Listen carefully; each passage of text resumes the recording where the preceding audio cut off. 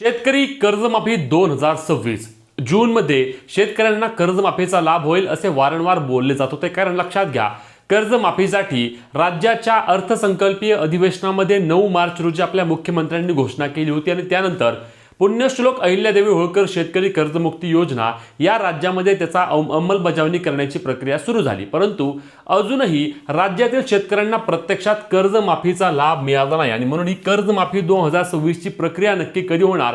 आपल्या कृषी मंत्र्यांनी सांगितलं होतं की 5 जुलैपासून शेतकऱ्यांच्या खात्यामध्ये ही रक्कम जमा होण्यास सुरुवात होईल। परंतु वास्तविक पाहता 8 तारीख आली तरी देखील शेतकऱ्यांना कोणत्याही प्रकारची यादी पाहायला मिळत नाही, ना शेतकऱ्यांच्या खात्यावर कोणत्याही प्रकारची रक्कम जमा होत आहे। ही कर्जमाफीची प्रक्रिया नक्की आता कुठल्या प्रक्रियेमध्ये आहे, कुठे अडकली आहे, किंवा आता शेतकऱ्यांना 10 जुलैपासून कर्जमाफीचा प्रत्यक्षात लाभ मिळण्यास सुरुवात होणार का, असा देखील प्रश्न अनेक शेतकऱ्यांच्या मनामध्ये आहे।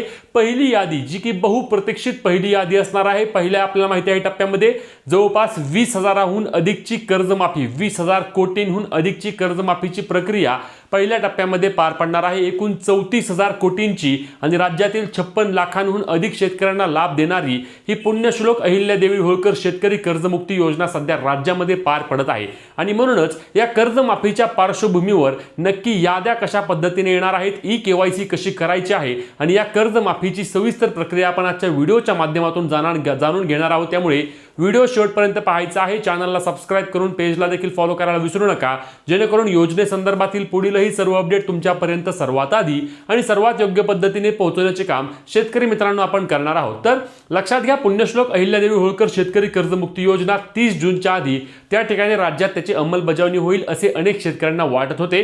याबाबत आपले मुख्यमंत्री असतील, कृषी मंत्री असतील, उपमुख्यमंत्री असतील यांच्या वतीने एक बाब सातत्याने बोलली जात होती, ती म्हणजे 30 जूनच्या आधी राज्यातील शेतकऱ्यांना आम्ही कर्जमाफी देऊ।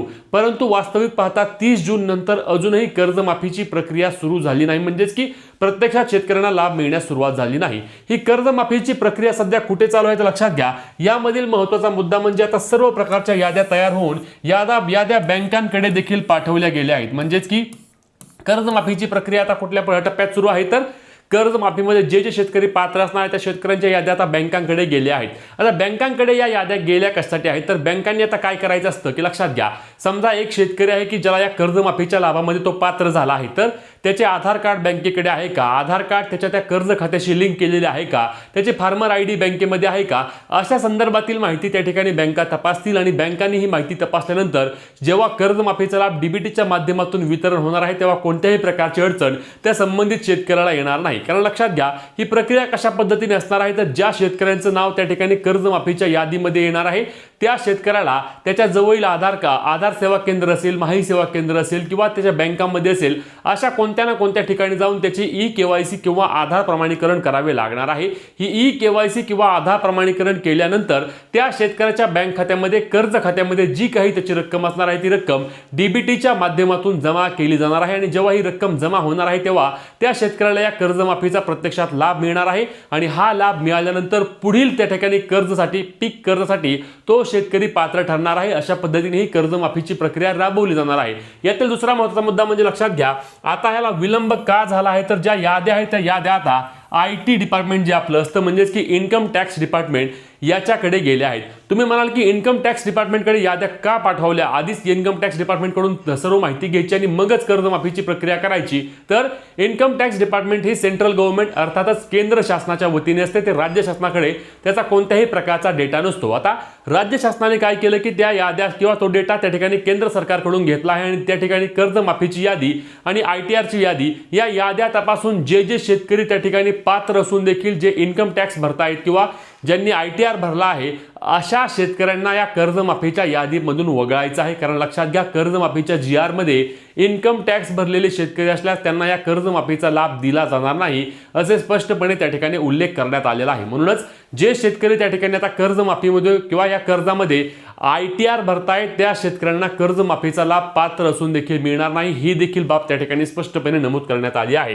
आता सर्व बाबी तपासून मगच KYC प्रक्रिया सुरू होणार आहे। अनेक शेतकऱ्यांनी विचारलं की हे आधार प्रमाणीकरण करायचे कधी। अनेक शेतकरी बँकांमध्ये जाऊन विचारत आहेत की आमचे आधार प्रमाणीकरण कधी करायचे, आमची KYC कधी करायची, या कर्जमाफीचा लाभ आम्हाला मिळण्यासाठी जी KYC आवश्यक असणार आहे ती लवकरात लवकर करून घ्या, असे विविध प्रश्न या निमित्ताने शेतकरी बांधव विचारत आहेत। तर लक्षात घ्या शेतकरी मित्रांनो, जेव्हा याद्या येणार आहेत त्या यादीमध्ये तुमचा एक विशिष्ट क्रमांक तुम्हाला मिळणार आहे। म्हणजेच की ही जी यादी येईल अशा पद्धतीने यादी असेल, त्या यादीमध्ये शेतकऱ्याचे नाव असेल, त्यानंतर विशिष्ट क्रमांक असेल, फार्मर ID असेल आणि आधार नंबर असेल।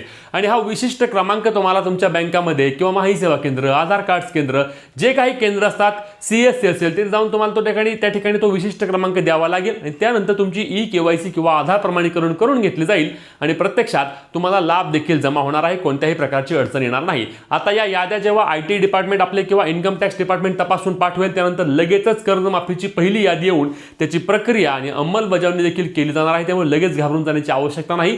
साधारणपणे 10 तारखेच्या आसपास यादी प्रसिद्ध केली जाऊ शकते अशी देखील माहिती मिळत आहे आणि त्यानंतर लगेचच 11-12च्या दरम्यान KYC किंवा आधार प्रमाणीकरणाची प्रक्रिया देखील सुरू होऊ शकते आणि त्या ठिकाणी शेतकऱ्यांना लाभ देखील मिळू शकतो। तुम्ही कर्जमाफीच्या कोणत्या प्रक्रियेमध्ये, म्हणजेच की तुम्ही कर्जमाफीमध्ये आहात, प्रोत्साहनपर अनुदानामध्ये आहात की तुम्ही OTS मध्ये आहात, नक्की कमेंट करून सांगा। या कर्जमाफी संदर्भातील तुमचे प्रश्न देखील कमेंटच्या माध्यमातून विचारून पुढील सर्व अपडेटसाठी आपल्या पेजला फॉलो आणि तेवढ्याच हक्काने आपल्या चॅनलला सबस्क्राइब करायला विसरू नका। भेटूया पुढच्या व्हिडिओत, तोपर्यंत जय